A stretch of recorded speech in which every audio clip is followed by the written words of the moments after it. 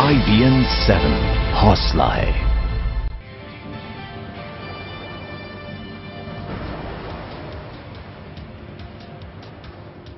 तो 3 तस्वीरें हमने आपको दिखाई थी अलग अलग। अगर हम देश में अलग अलग हिस्सों की अगर बात करें, इस वक्त दिल्ली की बात करें तो रूह कपा देने वाली ठंड पड़ रही है। बीती रात दिल्ली में तापमान 2 डिग्री तक गिर गया। ये तापमान इस सीजन का सबसे कम तापमान है और दिल्ली ठंड से बेहाल है। कोहरे की अगर बात की जाए तो दिल्ली के ज्यादातर इलाके कोहरे की चादर से ढके हुए हैं। इस वक्त एनसीआर में विजिबिलिटी बेहद कम है और गाड़ियां सड़कों पर रेंग रही हैं। उधर एयरपोर्ट पर भी विजिबिलिटी महज 50 मीटर होने से कोई भी फ्लाइट ना तो लैंड कर पा रही है, ना ही टेक ऑफ। कुल मिलाकर 16 फ्लाइट्स इस वक्त प्रभावित हुई हैं।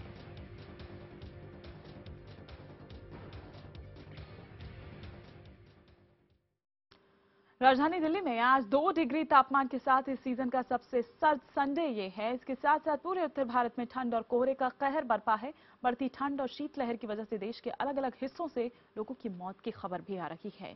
ठंड और कोहरा इतना ज्यादा है कि लोग घरों से निकल भी नहीं पा रहे। घने कोहरे की वजह से कई ट्रेनें लेट हैं और उड़ानों पर भी इसका असर पड़ा है।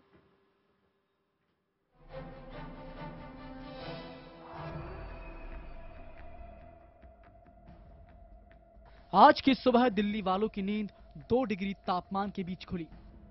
शनिवार रात भी कोल्ड अटैक जारी रहा। ठंड के साथ साथ कोहरे ने हालात को और खराब कर दिया। कोहरे के चलते दिल्ली से गुजरने वाली कई सारी ट्रेनें कई घंटे देरी से चल रही हैं। कोहरे का अटैक हवाई यातायात पर भी दिखाई दिया। आपको बता दें कि 2 डिग्री तापमान इस सीजन का सबसे कम तापमान है।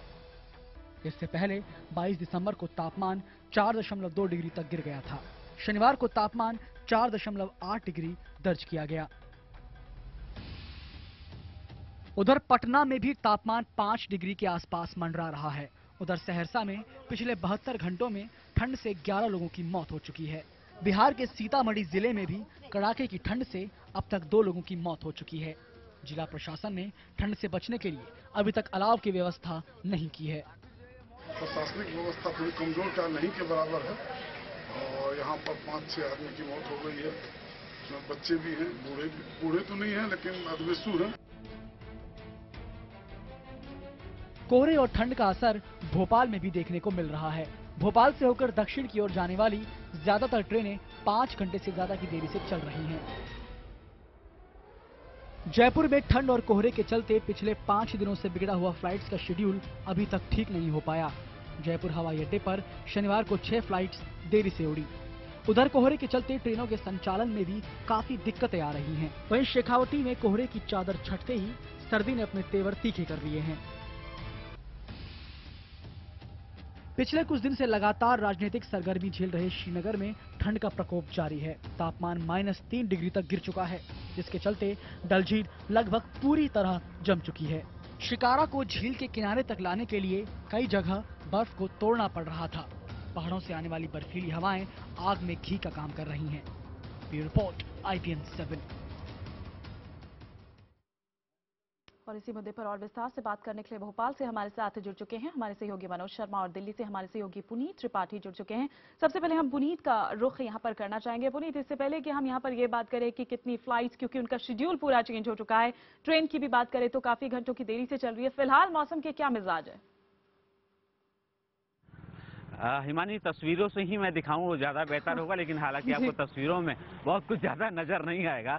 ये पीछे देखिए हमारे कि शायद सफ़ेद चादर है, लोग कंफ्यूज हो जाएंगे कि ये स्क्रीन पर कुछ है या नहीं है।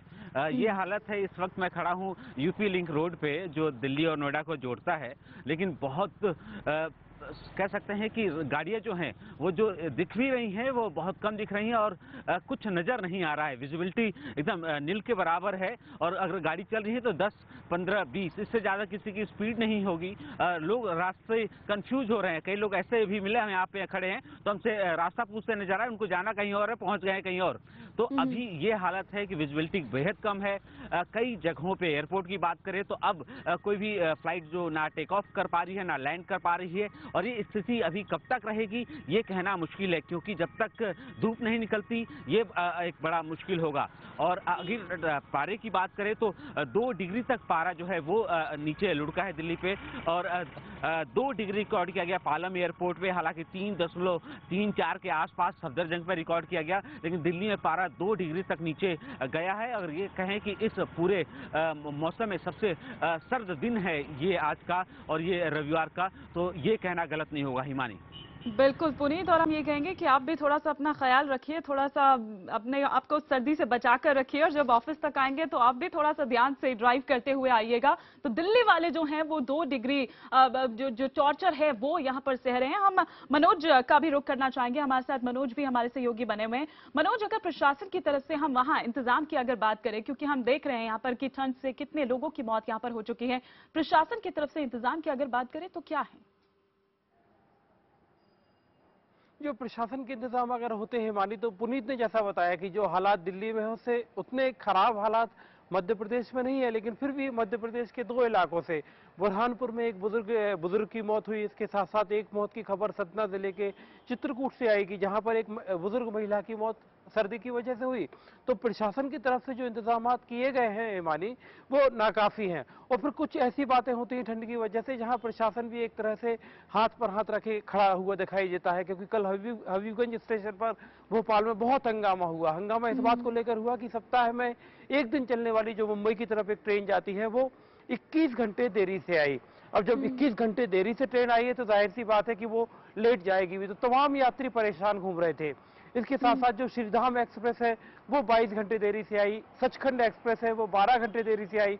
तो यात्रियों की जो मुसीबत है हिमानी, वो ऐसी मुसीबत है कि प्रशासन सामने देखता रहता है, कुछ कर नहीं सकता। और जो तापमान की हालत है कि जो बड़ी तादाद में टूरिस्ट आए हुए हैं कान्हा में, तो वो 2.5 डिग्री टेम्परेचर वहाँ 0.5 से लेकर 2.5 डिग्री टेम्परेचर आसपास बना हुआ है। तो कह सकते हैं कि एक तरह से कोहरे ने अब ब्रेक लगा दी है रफ्तार पर, और जाहिर सी बात है कि इसका जो बाकी और राज्यों की हम बात करें वहां पर भी इसका असर देखने को मिल रहा है। जहां तक हम प्रशासन के इंतजाम की अगर बात करें कि गरीबों के लिए क्या कुछ इंतजाम किया गया है, तो ना तो अलाव की कोई व्यवस्था है, ना ही कंबल वहां पर बांटे गए हैं।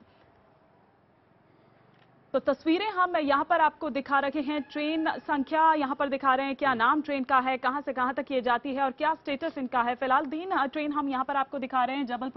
जबलपुर नई दिल्ली की अगर हम यहाँ पर बात करें तो आप यहाँ पर देख सकते हैं, जो कि जबलपुर से नई दिल्ली तक जाती है, ये भी कैंसिल है।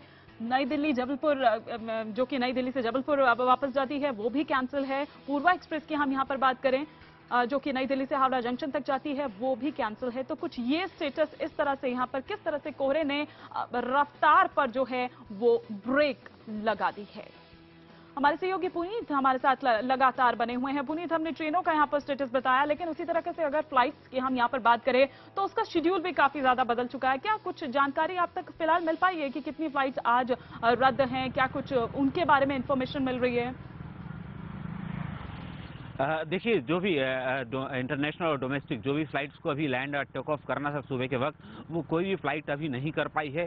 और जो विजिबिलिटी है वो जनरल विजिबिलिटी, अगर हम एयरपोर्ट की बात करें तो जनरल विजिबिलिटी 50 मीटर से कम है। यानी आरवीआर की बात करें, जिस विजिबिलिटी पे टेक ऑफ करना होता है और वो करना होता है, वो भी लैंड करना होता है, वो भी बेहद कम है। तो फिलहाल स्थिति ये है कि जब तक ये मौसम साफ नहीं होता, कोई भी फ्लाइट एयरपोर्ट पे लैंड कराना और टेक ऑफ कराना बेहद मुश्किल काम है। और कई सारी फ्लाइट्स जो हैं अभी डिले चल रही है, कई सारी फ्लाइट्स को कैंसिल किया गया है। और सबसे ज़्यादा दिक्कत उन फ्लाइट्स को ही है जो सुबह लैंड करती हैं, इंटरनेशनल फ्लाइट्स हैं, उनके लिए मुश्किल है इस वक्त। और अभी जब तक मौसम साफ नहीं होता तब तक एयरपोर्ट पे हालात ऐसे ही नजर आएंगे।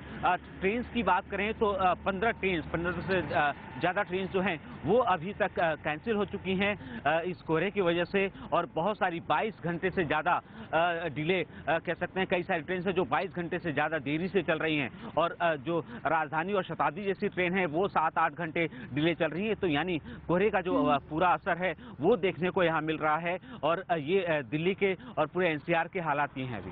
बिल्कुल। और खास तौर पर अगर मैं यहाँ पर जिस तरह से मैं यहाँ पर मनोज से भी बात कर रही थी, अगर हम यहाँ की बात करें पुनीत, तो गरीबों के लिए क्या किस तरह के इंतजाम आप यहाँ पर देख रहे हैं, या कुछ रैन बसेरों की अगर हम बात करें तो क्या वहाँ पर आप किसी तरह की व्यवस्था देखते हैं? गरीबों के लिए अलाव की बात हो या कंबल बांटे गए हैं?